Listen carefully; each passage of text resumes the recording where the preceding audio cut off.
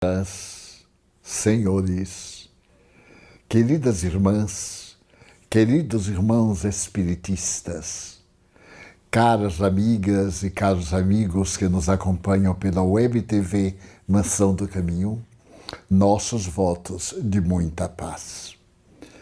Invariavelmente programamos a nossa existência dentro daquela ambição que a cada um de nós caracteriza.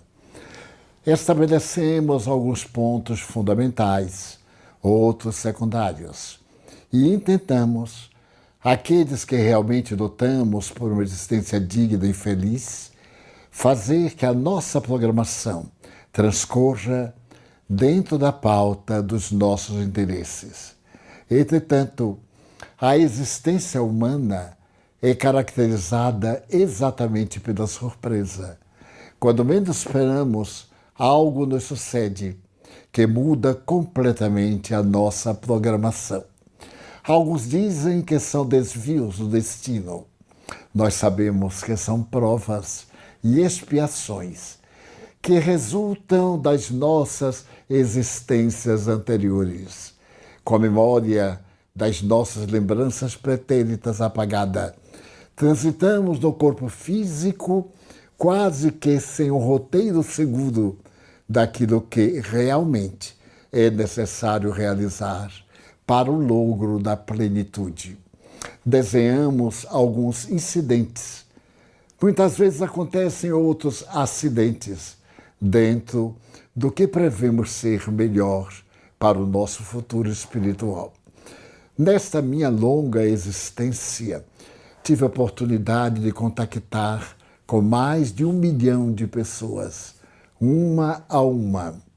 74 anos de doutrinas expostas em diferentes raízes do mundo, países diversos, sua cultura, suas tradições, seu programa de ação, pessoas parecidas conosco, mas profundamente diversas da sua maneira de viver, hábitos e costumes, e sempre fomos surpreendidos pela inoportuna apresentação do que chamamos inesperado. Hoje eu vou narrar para demonstrar a grandeza da imortalidade da alma, esta base da doutrina espírita, que é confirmar a sobrevivência dos imortais em nosso programa de evolução. Naturalmente, a nossa própria sobrevivência.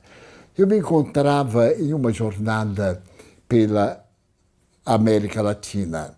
Havia reservado todo um mês para fazer uma viagem desde Buenos Aires até a cidade do México. Não pude passar pelas Guianas, foi a única exceção, mas por todos os outros países nós fomos atravessando um dia, 2 dias, e de acordo com as circunstâncias, até ficávamos um período maior.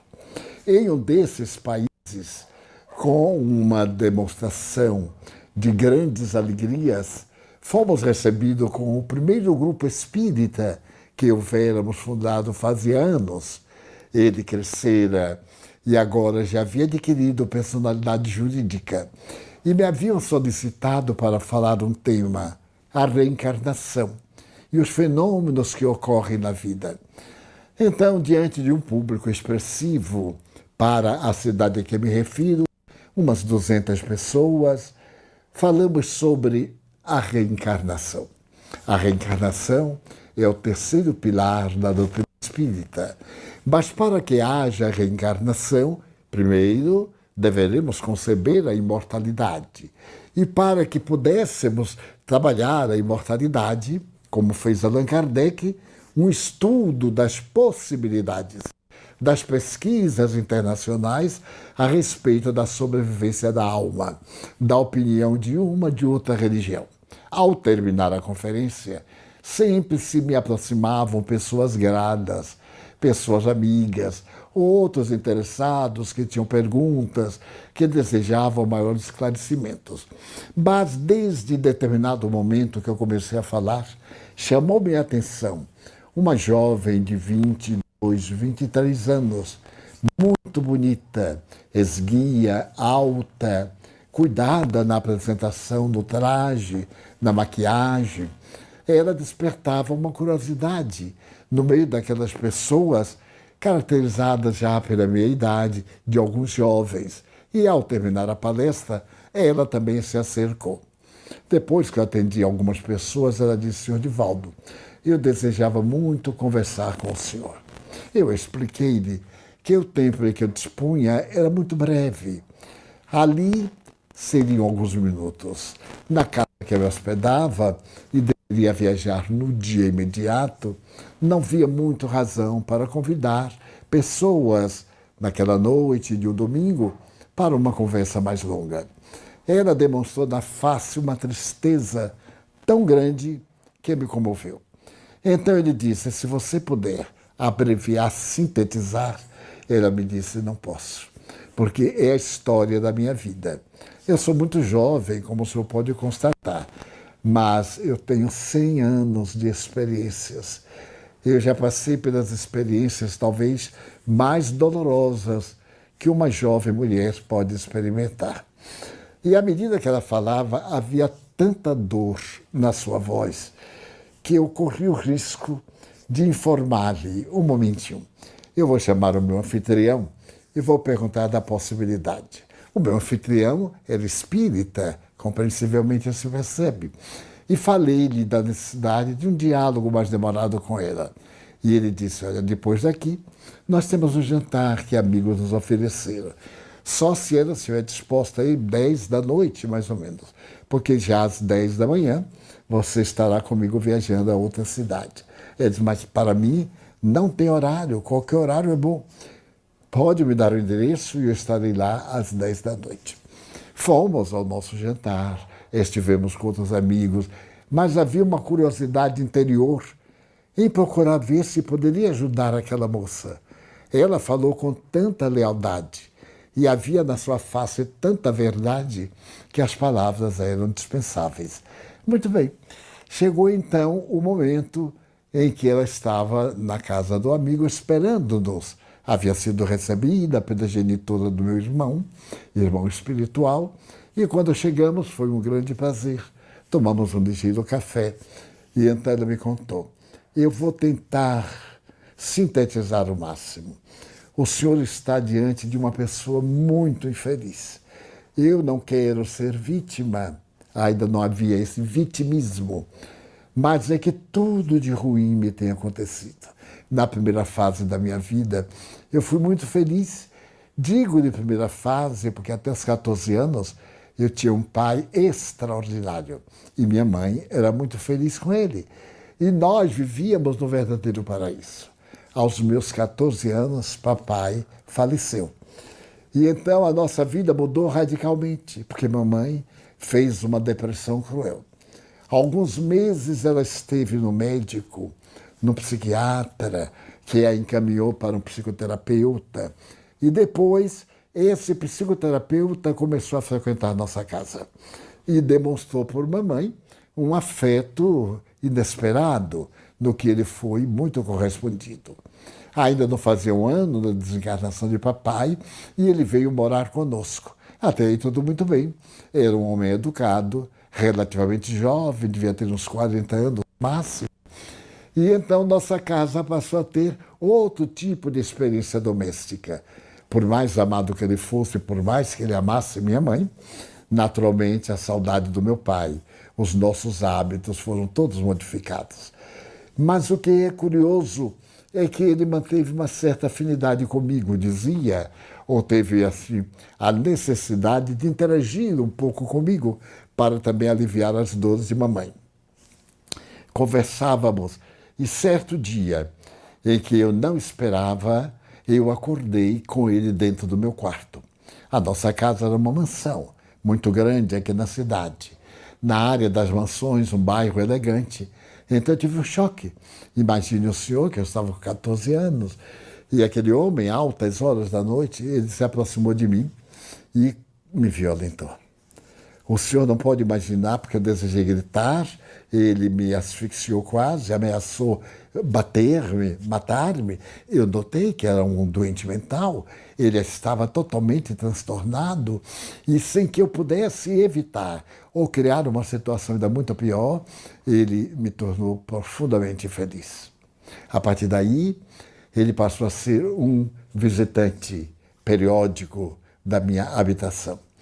Eu consegui aguentar por alguns dias, até mesmo alguns meses. A mamãe notou a minha mudança, a minha ira mal contida, e pedia para que eu dissesse o quê? E ele, com as suas ameaças, havia me dito que tinha um dado valioso para ele. Ele pretendia dizer, caso eu falasse à mamãe que eu o adorava, que ele estava sendo um abusador da minha juventude, ele diria, não, é ao contrário. Ela me tem perturbado, eu tenho evitado, etc. E ele tinha certeza que a mamãe optaria por ele. E foi verdade. Certo dia, em que ele teve de fazer uma pequena viagem, eu aproveitei, estávamos em casa a sós, chamei mamãe e narrei toda a minha desdita. Desde os primeiros sintomas, quando eu falei que ele procurava muito, tinha interesse em conversar, ela ficou armada contra mim.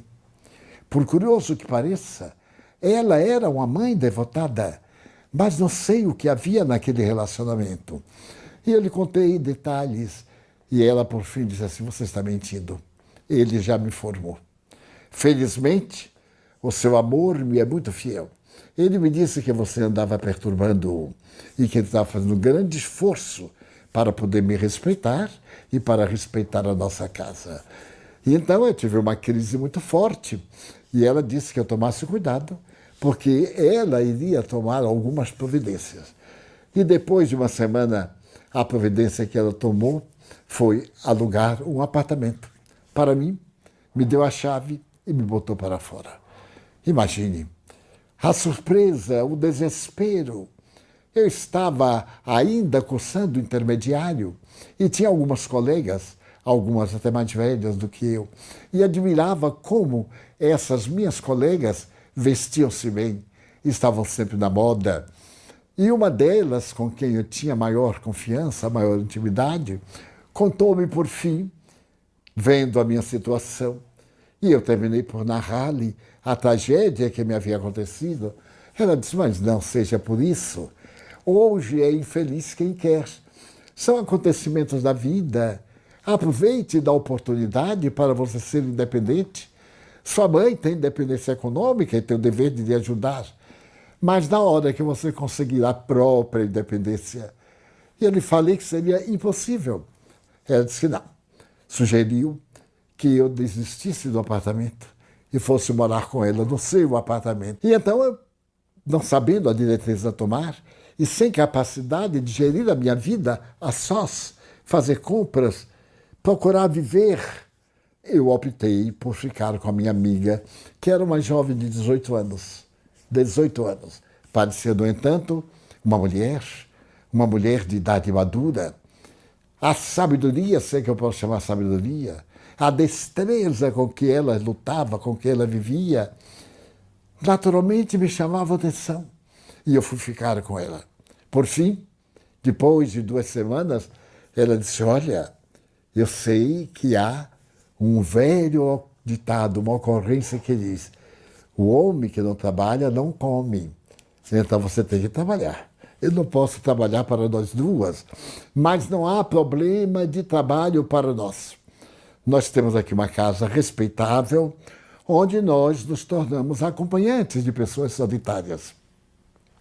É uma profissão nova que apareceu nos Estados Unidos e no mundo inteiro. E então você, que ainda é muito jovem, vai despertar um interesse muito grande. E eu pergunto, mas acompanhar como? São pessoas, são industriais, viajantes, que estando em hotel, necessitam de alguém para um jantar, para ir ao teatro, para ir à ópera, para passear. E naturalmente nós nos tornamos uma companhia distinta dentro do nível da sua posição socioeconômica, e eles nos pagam por horas. As horas que passarmos, os dias, então somos regiamente remunerados. A instituição ganha uma parte e nós ganhamos outra. Você veja, agora mesmo eu acabo de comprar um automóvel. Já estou em condições de ser ainda mais livre. E ela mostrou seu guarda-roupa. Era realmente impressionante. E eu disse, mas e o que nós faremos além disso? Nada. Se naturalmente for necessário algo mais, a depender das circunstâncias, nós podemos nos tornar acessíveis. Era melhor que você experimentasse. Venha esta noite comigo, que eu lhe apresentarei a senhora que administra tudo. É uma pessoa fantástica. Ela trabalha pelas suas funcionárias. Nós somos 12. E então você é a mais jovem de nós. Vai nos roubar, talvez, os pratos mais preciosos. E assim, com um tom de brincadeira, ela me levou e eu percebi que era um prostíbulo. Fui muito bem recebida, tratada com certo carinho. A senhora era encantadora. Ela mostrou-me os álbuns, as habilidades de união sexual de algumas jovens que se permitiam maior convivência com os seus convidados, com as pessoas que acompanhavam. E foi tão gentil que eu terminei por narrar a minha própria tragédia. E ela me disse, não é uma tragédia, é algo muito desagradável, mas você é bonita, é jovem, está estudando, pode ter uma vida muito bela e ganhar o seu futuro. A partir de certa idade, você escolherá com quem deseja casar-se e já terá independência para uma vida nobre, uma vida honrada. Volte aqui e acompanhe. E eu voltei pela tentação e a curiosidade. E terminei fazendo parte do grupo de acompanhantes. Recebi algumas instruções. Fui levada antes ao ginecologista, que me deu orientações próprias. E a partir daí eu comecei a ser a acompanhante de classe de alguns clientes com quem a senhora tinha relacionamento. Mais ou menos uns 3 meses depois, eu tive a oportunidade de receber um cavalheiro que até hoje me impressiona.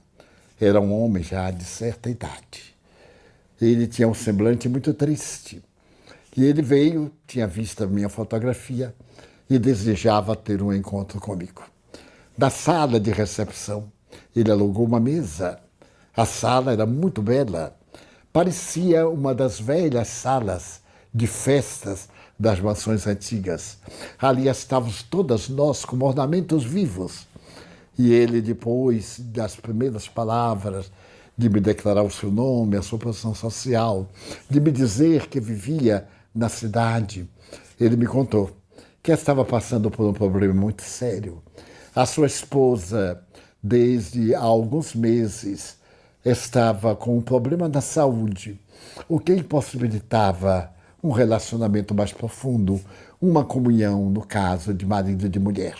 Ele a amava com extremo devotamento, mas era um homem de família, estava acostumado e sabendo daquela casa que oferecia a oportunidade de uma convivência extraconjugal dentro de bases éticas e morais, ele gostou de conversar comigo.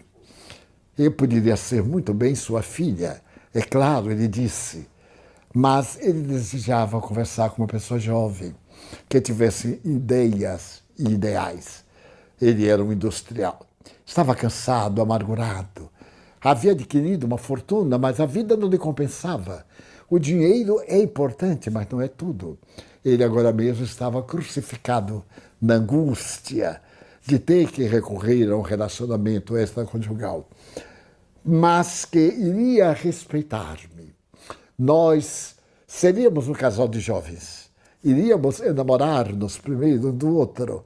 Eu achei tão interessante. Eu ainda não havia tido namorado. Ele foi o meu primeiro namorado depois da tragédia, como antes da tragédia.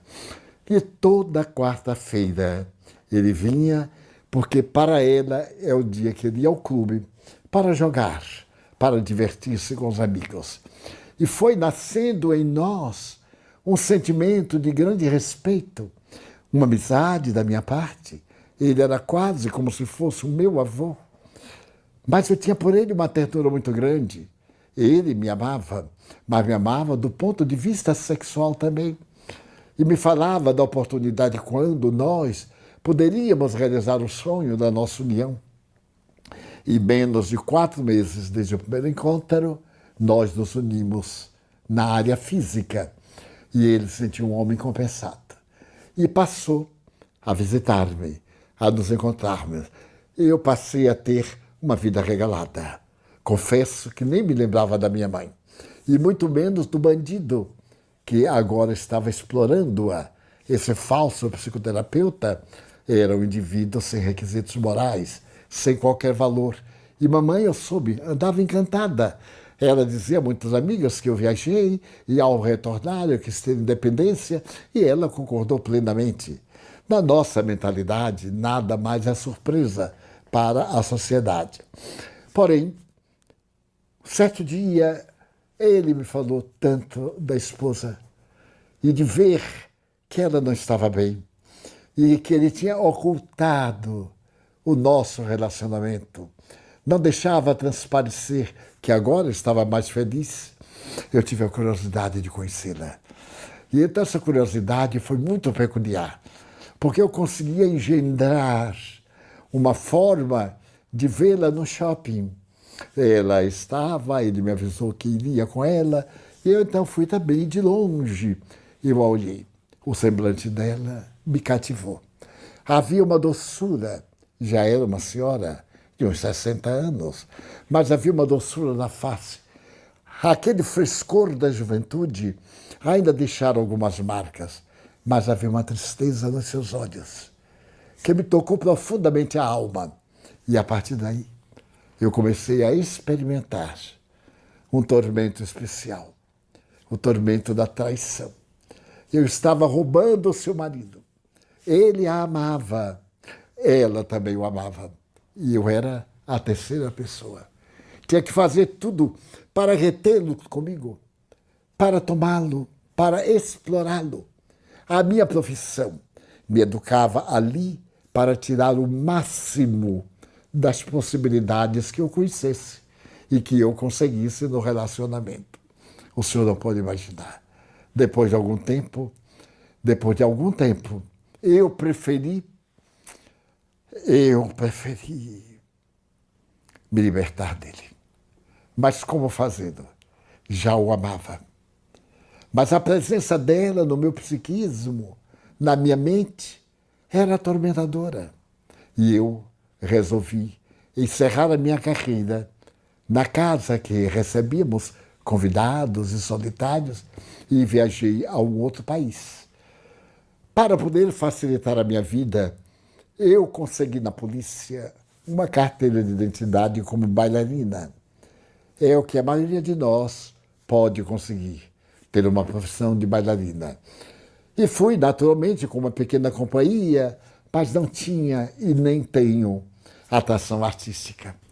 Depois de uns 6 meses, eu gastei praticamente o pouco que havia conseguido e retornei. Retornei e soube. Soube que ele voltou todas as quartas-feiras. Sentava-se, fazia um pedido, ceava muitas vezes, pagava a conta e ia embora.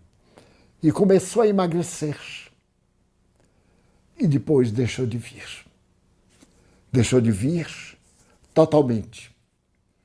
Eu que voltei no inconsciente, com o desejo de reencontrá-lo, atirei-me ao desespero.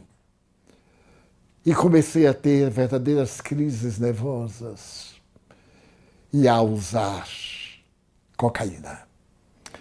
Era um tormento. Era um tormento. Ninguém sabe do sofrimento das criaturas humanas. O rosto bem maquilado e a alma atormentada. Nessa ocasião, eu preferi agir por conta própria. Saí da casa que me albergava e passei a viver experiências solitárias. Uma vez fui levado ao cárcere. Não porque estivesse fazendo qualquer coisa irregular, mas porque era uma técnica da polícia Prendiam-nos para nós pertencermos ao seu cartel. Então ficávamos vigiadas. Aquelas que tinham seu protetor, esse se encarregava de zelar pelas suas vidas e evitar os exploradores. É um comércio terrível. É um comércio de vida, mas realmente é a vida da morte. E ali na prisão, por 2 dias, eu pude ver até que ponto nós conseguimos degradar-nos. Ao sair, eu era uma desventurada. Estava um trapo. Tive um sonho curioso. Eu estava semidesfalecida numa das casas de ilusões, quando ele entrou. A sua jovialidade estava expressa no semblante. A tristeza também. Ele se aproximou de mim e disse: por que você está se matando?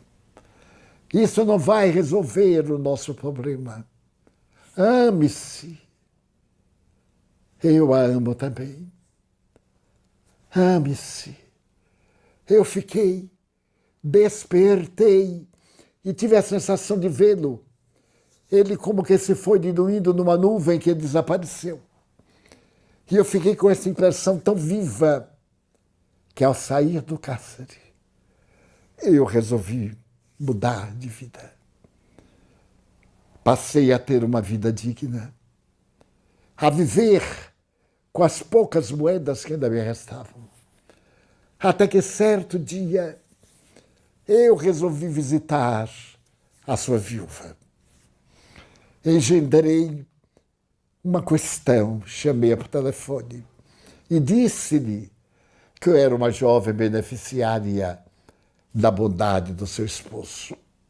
Ao retornar do estrangeiro, onde for estudar balé, eu soube da sua morte. Então eu gostaria de agradecer pessoalmente a ela por essa oportunidade extraordinária. Falei-lhe que se ela poderia me receber. E muito gentil, ela marcou a tarde seguinte para o chá, às 17 horas. Eu fui e conversamos.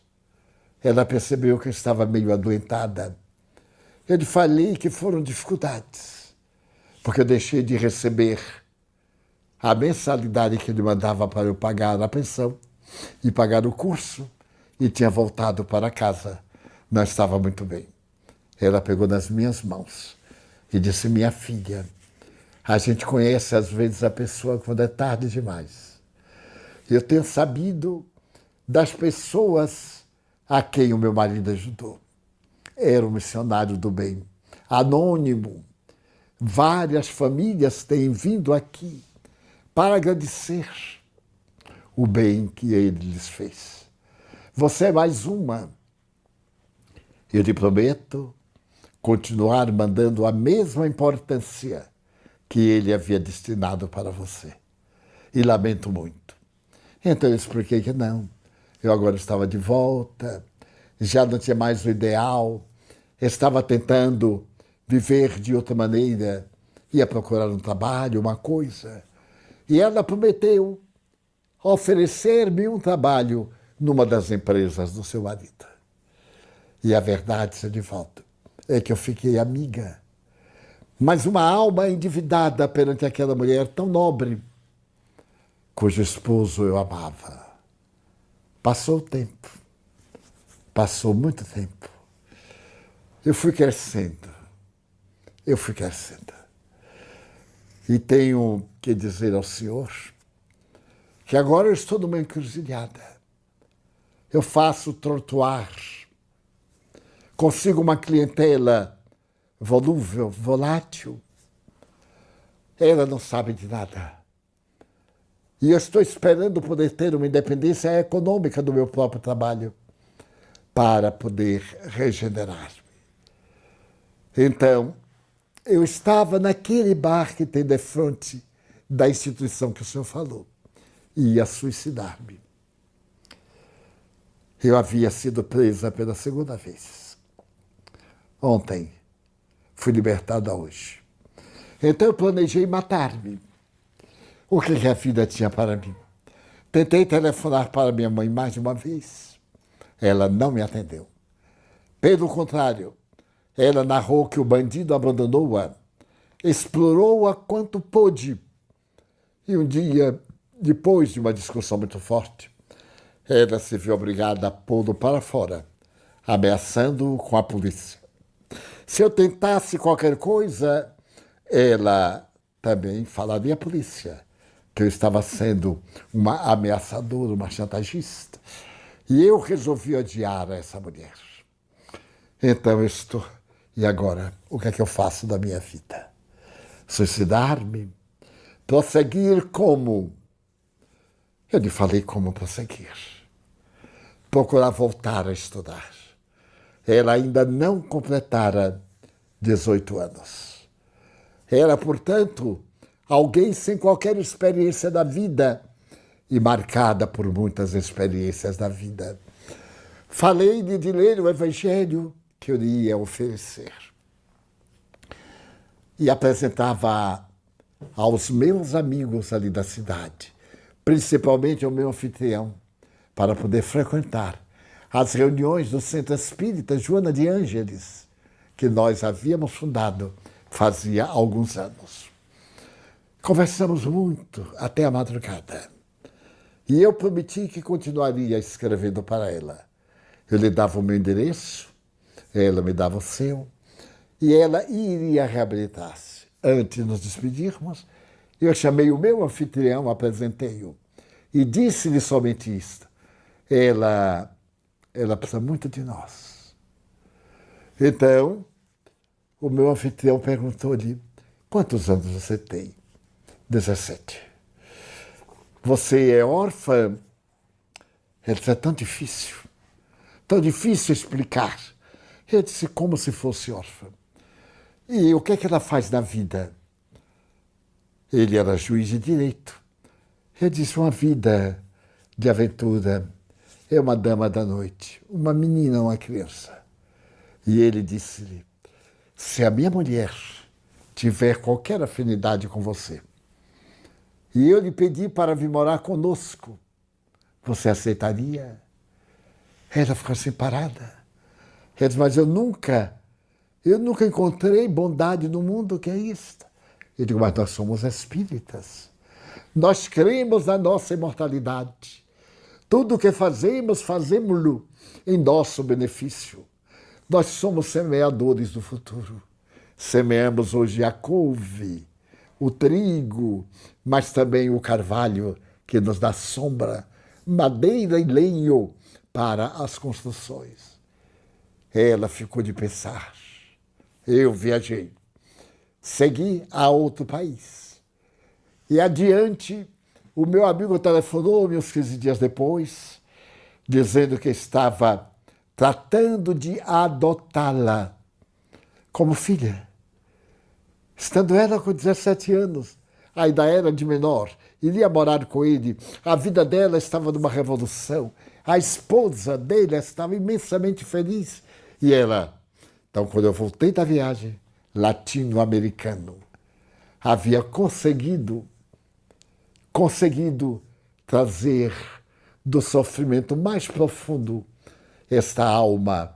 E o meu amigo apresentou-lhe a expressão mais pura do amor. Ela continuou com ele pôs-la a estudar. Passou um ano, passaram 4 anos. E certo dia eu recebo dela uma carta. Ela dizendo que desde aquela época inicial estava frequentando o Centro Espírita Joana de Ângeles. Eu me senti profundamente gratificado, porque a sua carta é uma beleza, tanto do ponto de vista literário, como do ponto de vista sociológico. Mas ela tinha uma novidade a me dizer. Estava agora com 23 anos. E, pasmem, um rapaz que frequentava o Joana declarou-se-lhe Demonstrou que tinha um grande afeto por ela, mas era um afeto para casar. Era um jovem de 28 anos, muito bem empregado, em condições. Os pais dela sabiam das intenções, porque ele as declarou. Sabia sim, mas ela estava agora em dúvida. E me escreveu perguntando: o que faço? Eu disse-lhe, por escrito, tenha com ele uma conversa e narre tudo. Como você narrou ao seu pai, à sua mãe de estima, que adotaram, fale com ele. Porque se estiver no seu destino matrimônio, ele não será iludido e nunca poderá apontar-lhe o dedo por haver omitido algumas dificuldades da sua vida. Se ele for realmente homem, um homem de bem, ele compreenderá. E assim fiquei na expectativa. Na sua próxima carta, ela me dizia que saíram a passear. E no jardim encantador que tem na cidade, entre rosas, ela lhe confessou a vida. E disse que não podia enamorar-se, porque era uma alma muito comprometida com a vida. Ele ouviu tudo, serenamente, e lhe respondeu o seguinte: você não está pedindo para eu me contar a minha vida. A minha vida também não foi dourada. Foi uma existência jovem, com as dissipações da juventude, com os problemas naturais e outros que ocorreram, de que não lhe vou dar notícias. Então, quero lhe colocar aqui uma posição. Se você promete ser-me fiel desde o momento em que nós iniciamos um relacionamento afetivo, o seu passado não me interessa. Interessa o seu futuro comigo. Da mesma forma que você não irá exigir que eu apague o meu passado. Como apagá-lo? Terei de construir uma vida nova. E eu, então, fiquei fascinado, porque ela havia encontrado um homem de bem. Enamoraram-se e 1 ano mais tarde consorciaram-se. Eu não pude ir ao matrimônio, o matrimônio foi apenas civil, e o senhor juiz convidou-o para vir morar na sua mansão. Havia espaço bastante e ela passou a viver com o marido. Nesse ínterim, passou o tempo e eu voltei à cidade. Fazia quase 10 anos que eu lá estivera. Tudo havia mudado muito. O meu amigo já era agora um homem com as características da velhice. A forma, os cabelos desapareceram um pouco. A senhora era o tipo de uma matrona e ela estava cada vez mais linda, com menos de 30 anos. E era mãe de uma criança a quem ela pôs o nome do antigo cavalheiro e falou ao marido: é uma homenagem a ele. Quando eu vi a criança, com 3 anos, movimentando-se na sala, chegando-se até mim, olhando-me profundamente nos olhos, tomou as minhas mãos, segurou-as e disse: avô Didi, meu avô, e me deu um abraço enorme. Eu descobri, por informação espiritual de Joana de Ângeles, que era ele quem havia voltado. Havia voltado nos braços da mulher querida. Mas havia algo ainda mais extraordinário. Ela continuou o relacionamento com a viúva, que passou a amá-la de uma maneira muito delicada, que passou a frequentar as reuniões espíritas quando soube da imortalidade, que nesse ínterim recebeu uma mensagem dele pela psicografia de um dos médiuns da nossa instituição, abordando itens que somente ela podia saber. Descobrir que a imortalidade é uma realidade inaudível, indestrutível. A imortalidade da alma é a vida da vida. Tornou-se também espiritista praticante. E quando nasceu a criança e passou a ter o seu nome, a senhora veneranda, agora septuagenária, fazendo o seu testamento, tornou aquela criança a herdeira de todos os seus bens. Não havia tido filhos, não tinha parentes muito próximos, pais já haviam morrido, irmãos. E então, o que é de impressionar? Na imortalidade é a lei da reencarnação. Ali estava ele para unir os bens que havia acumulado na anterior. Ia desfrutar agora, depois que o amor abandonou a faceta da carne para ser amor transcendente da vida, daquela antiga jovem da ilusão, que era também portadora de sentimentos nobres. E ele, na sua angústia, havia encontrado reconforto e confiança.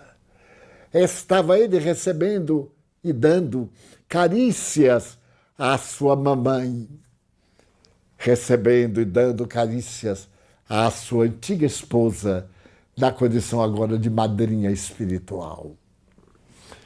A vida é muito curiosa. Das suas características, cada qual bem típica, ela se refaz e ela se faz. Somos construtores da nossa vida. Estamos diariamente construindo. E não pode haver uma meta mais notável do que a da imortalidade da alma. A morte não interrompe a vida no seu depois da morte. Leon Denis tem ocasião de dizer que nós olhamos um cadáver sobre a mesa de mármore fria, ou de madeira, onde quer que seja, e começamos a falar. Aqueles olhos que tinham luz estão apagados. A voz que saía de uma garganta cheia de vibrações está muda. Os braços que se movimentavam e as pernas estão parados. E o corpo começa a decompor-se. Quem não perguntará, e agora? Será que a vida se extingue neste momento? Ou se abre uma outra porta na direção da imortalidade?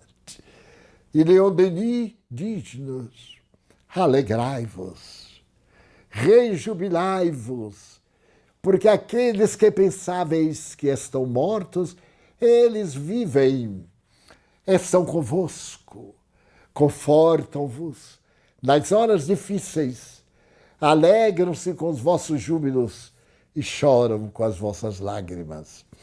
O Espiritismo, a doutrina que demonstra a imortalidade, sem nenhuma possibilidade de haver equívoco ou de haver fraude, é o Consolador que Jesus prometeu. Quando Jesus se despedia da humanidade através dos discípulos em Jerusalém, na última viagem que fez, e falou do seu sacrifício, do holocausto, a que seria submetido, os discípulos pediram: não nos deixes órfãos. Se tu te vais, com quem ficaremos? Se contigo somos tão frágeis, sem ti, que será de nós? E Jesus, olhando para Pedro, frágil, que eu iria negar na noite seguinte, disse-lhe: eu não vos deixarei órfãos. Eu rogarei a meu Pai, e ele vos mandar o Consolador, o Espírito de verdade, que o mundo ainda não conhece, porque não o pode entender. E ele virá para repetir as minhas lições, aquilo que eu disse e que certamente esqueceríamos, e dizer coisas novas que ainda não podeis suportar. Esse Consolador que Jesus prometeu no século XIX, no momento em que a filosofia delirava e os conceitos materialistas tentavam esmagar a fé tradicional, surgem as comunicações espirituais através das mesas girantes em Paris, através dos toques em Hydesville, no estado de Nova York, nos Estados Unidos. Então, aparecem os imortais. Eles estão de volta. Eles trazem a notícia da sobrevivência. E Allan Kardec, o professor Rivaio, reúne os ensinamentos obtidos durante 5 anos. Durante muito tempo, por uma família amiga na Maiorca. E então apresentam o Livro dos Espíritos, este manancial de bênçãos, em que Allan Kardec, utilizando o método platônico de perguntas e respostas, desvela o mundo da imortalidade, dando-nos a certeza de que a nossa vida tem um sentido, e esse sentido é o sentido que vale a pena. É esse sentido de lutar, de viver, de experienciar as bênçãos e de poder produzir para o nosso próprio bem. Retificando, o casal Baudin não veio da Maiorca. Dessa maneira, a doutrina espírita chega à Terra como o consolador de Jesus, porque não há nenhuma dor mais doída do que a dor da morte. É uma dor sem consolo, sem conforto, que é somente quando se tem a esperança do seu prosseguimento, de que nós vamos encontrar aqueles a quem amamos. Vamos dar continuidade aos nossos trabalhos de crescimento espiritual, e que um suave conforto toma conta do nosso coração. Quando eu tive a oportunidade de ver minha mãe desencarnando, ver o espírito deslocar-se do corpo, e uma semana após, a oportunidade de vê-la como era aqui na terra, com o vestido que eu lhe houvera doado tecido. Ao apresentar uma palestra, ela me aparece e diz: fale, meu filho, da imortalidade da alma. Diga a esta gente bondosa que veio ouvir que ninguém morre. A vida é indestrutível. Fale-lhes de que a saudade pode ser minorada quando continuamos a laborar em memória daqueles a quem amamos. Se a pessoa sente a saudade tormentosa e o guante da dor lhe esfacela o coração, ame em homenagem ao ser que agora está esperando o retorno para que o reino dos céus se estabeleça nos corações. Então Allan Kardec pergunta: que tem o materialismo a dar?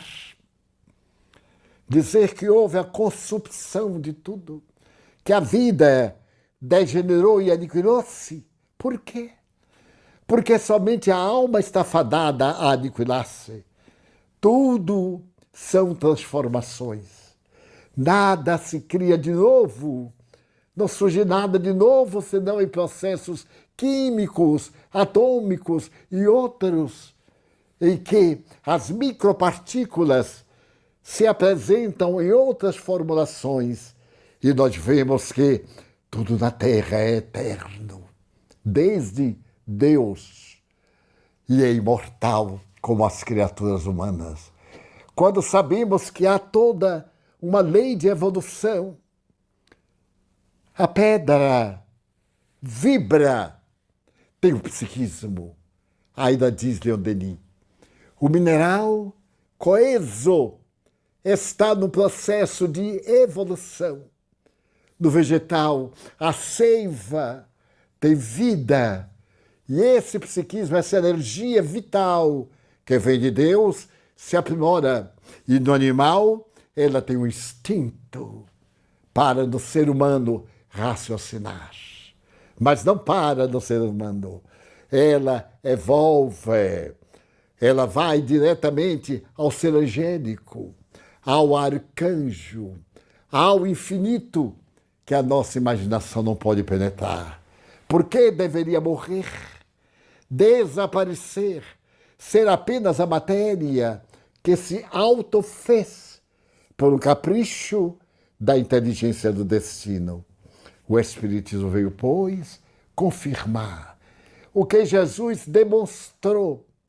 Eu voltarei da tumba. 3 dias depois, foram tomadas todas as providências para que ele não ressuscitasse. Foram colocados soldados na tumba que pertenceu a José de Arimateia. E apesar de tudo, a pedra de Mó estava corrida. O túmulo estava aberto com os panos que o envolveram. E ele aparece a Maria de Magdala para dizer: vai e dizem aos teus irmãos que eu voltei, conforme havia prometido. Essa bênção que a doutrina espírita nos oferece é imensurável, porque nos dá vitalidade para a luta e nos mostra que nos encontramos na indumentária carnal, como uma roupa que está no corpo e que ficará despido, sem perder os seus valores intrínsecos. Então, nós vamos encontrar o fato diário. No caso narrado, ele voltou para despertá-la através do sonho. E Kardec nos fala das comunicações espirituais através do sono. O sonho não é o mergulho apenas no inconsciente. Além do inconsciente, há o ser absolutamente consciente, sem a necessidade do cérebro para poder pensar. Nos casos de quase morte, em que os indivíduos estão com o cérebro totalmente paralisado, quando retornam, dizem, apesar do cérebro morto, entre aspas, eu pensava, eu me utilizava do raciocínio, eu acompanhava as pessoas, eu participava dos eventos, eu estava presente em todas as situações, demonstrando a total independência do espírito às condições mais fortes da injunção da matéria. Então, essa doutrina que se baseia na imortalidade da alma e nos dá a reencarnação, que proporcionou àquele espírito continuar a sua vida neste período em que familiares e amigos, amores, ainda estavam encarnados, que vem receber o espólio do seu esforço, das mãos queridas da viúva e das mãos queridas da jovem que lhe enternece os últimos dias de vida e que o magoa tão profundamente que morre de uma depressão profunda. Então, neste momento de tantas dificuldades, de tantos desafios e de tantos problemas, não deixemos de trabalhar nas diretrizes éticas do bem. Ainda me recordo de que Sócrates, após ingerir a cicuta, ele diz como última frase aos amigos: agora eu irei constatar o que sempre falei, enquanto vós ficareis esperando. O que é que ele falou da imortalidade da alma? Essa imortalidade que ele conseguiu discutir tanto com Platão, com Criton e com os seus discípulos, deixando-nos o legado da vida espiritual antes de Jesus vir demonstrar que o reino dos céus está ao nosso alcance. Dentro dessa visão extraordinária que o Espírito nos faculta, quantas bênçãos! A reencarnação nos abre as portas da dignidade para repararmos o mal que fizemos, para ensementar novas oportunidades para o porvir, para crescermos para Deus. A reencarnação não é uma punição, é uma benção. Conceder àquele equivocado o ensejo de reparar, de crescer para Deus, constitui um ato de infinito amor, ao invés da punição, que não ajuda em nada. Num dos livros belos, O Céu e o Inferno, Allan Kardec aborda com tanta beleza essa questão, quando ele tem a ocasião de falar do Código Penal da vida futura. E nesse item do mal que nós fazemos, e nós fazemos-lo sempre intencional ou não intencionalmente. Nós nos deparamos com a realidade, eu fiz o mal a alguém. E agora? Ficar lamentando o mal que fez? Arrepender-se. É o primeiro passo. Arrepender-se do mal que fez. Mas o arrependimento não paga a dívida. É necessário ir além. Sofrer. Experimentar a angústia de saber que prejudicou a outrem. O arrependimento abre a porta desse momento grandioso que é o da nossa purificação.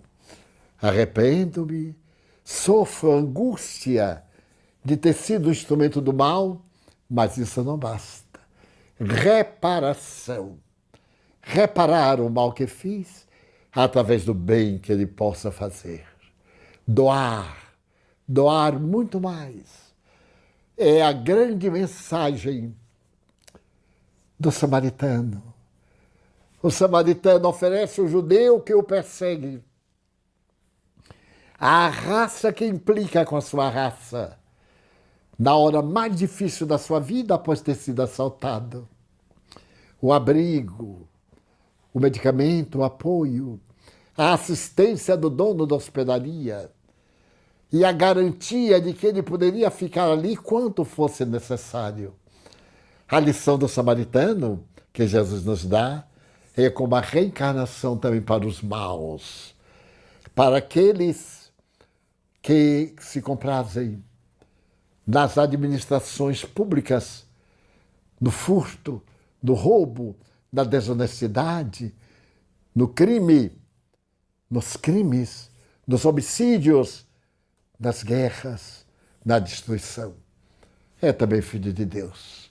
Judas, que cometeu um dos maiores crimes da história da humanidade, hoje está resgatando no mundo espiritual para voltar à Terra e resgatar em uma dolorosa reencarnação que também o sublimará. Porque o mais importante foi a vítima, e a vítima o perdoou. Foi Jesus que nos deu esse exemplo extraordinário do perdão. Então nós vamos encontrar nessa página do Código Penal da Vida Futura o perdão na etapa final, para nos libertarmos do mal que, por acaso, hajamos feito em um estado de loucura ou no estado de perda do nosso sentido do bom equilíbrio, no estado de desequilíbrio emocional, que nos ocorre tantas vezes e que nos leva a situações penosas. Por isso, a doutrina espírita está na Terra desde 1857 e hoje distende as suas asas de misericórdia sobre parte do mundo até alcançar o mundo inteiro no porvir, quando surgir a religião do amor e da fraternidade, que nos unirá a todas as criaturas em um único postulado. E é tão bela essa promessa que o próprio Allan Kardec perguntou: será o Espiritismo a religião do porvir? Não. Será o porvir das religiões. O Espiritismo vai explicar o porquê da dor, do sofrimento, do abandono, de todas essas tragédias do cotidiano, através da lei, do ir e voltar, das sucessivas reencarnações.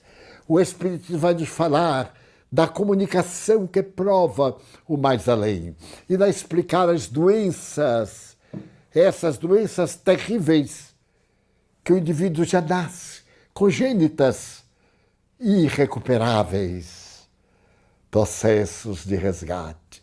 E sempre nos acenará com alegria a oportunidade de recomeçar o caminho 1000 vezes, para que o sonho da felicidade se complete, além daquela perspectiva que temos de encontrar a alegria de viver. Nestes dias de tanta dificuldade, quando a terrível pandemia do Covid-19 nos ameaça com as suas mutações e as criaturas desarvoradas retiram a máscara protetora, formam aglomerações que permitem o contágio devastador, sem um respeito pelas leis de causa e efeito.